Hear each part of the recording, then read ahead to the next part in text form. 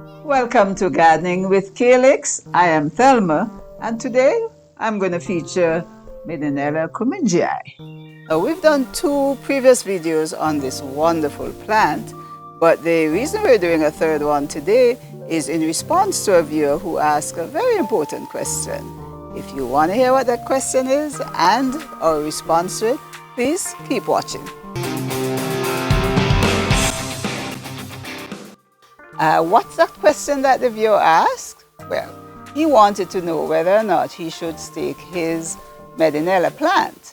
That depends, of course, on the size of the plant, where you're keeping it, and we're all familiar with staking plants. We routinely stake things like cucumbers, tomatoes, sweet peppers, etc. In the case of ornamentals, what we're really aiming to do is to allow the plant to grow in a defined space so that the leaves, the branches, all have the space they require in order to grow beautifully and produce those lovely flowers that we want. In the case of our Medinilla, we started staking our plant when it was about 1 year old, and we opted for using single stake because, after all, it was a small plant at the time. Fast forward 1 year, and the plant had almost doubled in size. As the branches got taller, we continued using the twine to attach all 3 branches to the single stake. But you can see here there are also sub-branches developing, and everything was getting a bit lopsided. There was definitely a need for more support stakes. I added a recycled stake, which was the only thing I had available at the time. It worked very well for about a 6-month period, during which time the plant really put on a substantial growth. Look at these lovely blooms. They start out as creamy, tiny flower buds at the tips of branches. Most cases, the younger branches, each of them send out a flower. So at any point in time, the plant has blooms at various stages. This pretty purple is an older bloom, but the in-between stage is a nice, delicate pink, equally attractive. And the best part of it, of course, for Medinilla, these blooms last for months looking beautiful. But given the size of these blooms, it's no surprise that these plants, these slender branches, will need some help in order to support these blooms for months on end. Hence the need for a sustainable support system, which is what we're going to be demonstrating next.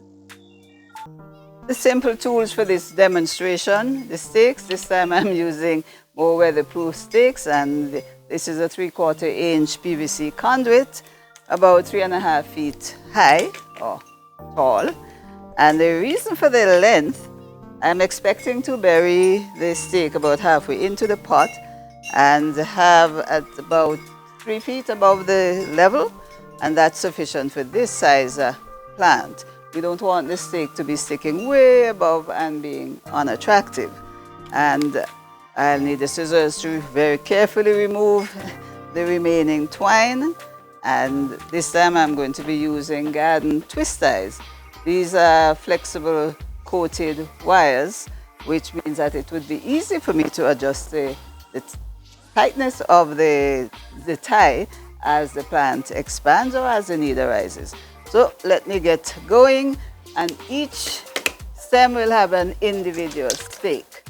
And the first thing I'm going to do is to remove the existing pieces of twine.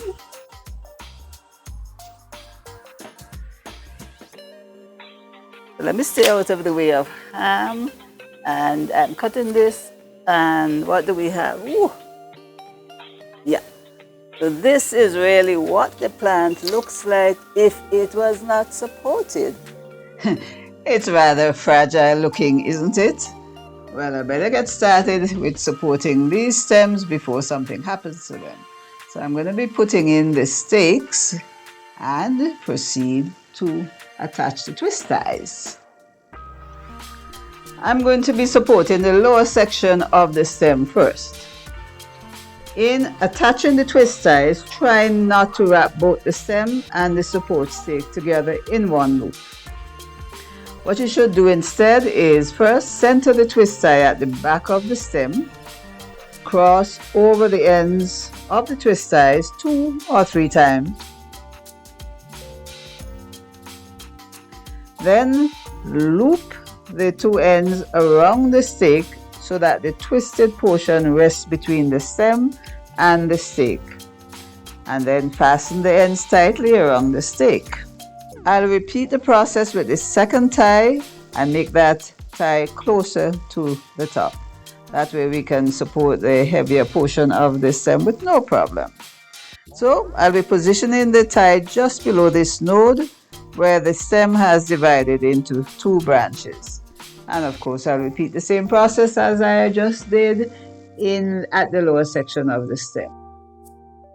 So wrap the twist tie around the stem, making sure that there are 2 or 3 crossover points, establishing the space between the stem and the stake.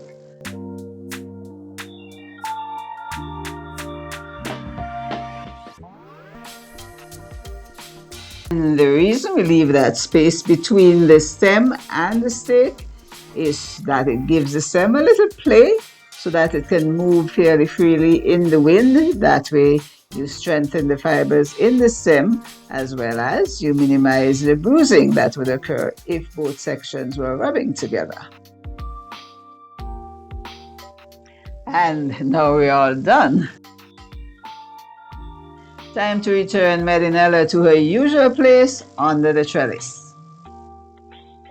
Well, let me just show you a close-up of some of the twist ties that are now firmly in place.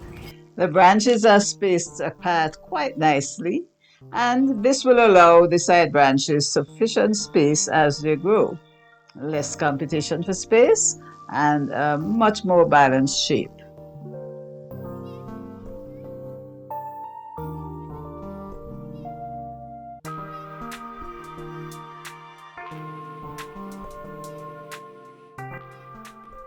Medinilla is back in her usual position under the trellis with the dapple delight. She's now much more stable, equally balanced in all directions, and that answers the question. Definitely the Medinilla, as it grows, it needs support, and if you want that attractive balanced shape, then you adjust your supports regularly to accommodate the growth of the plant.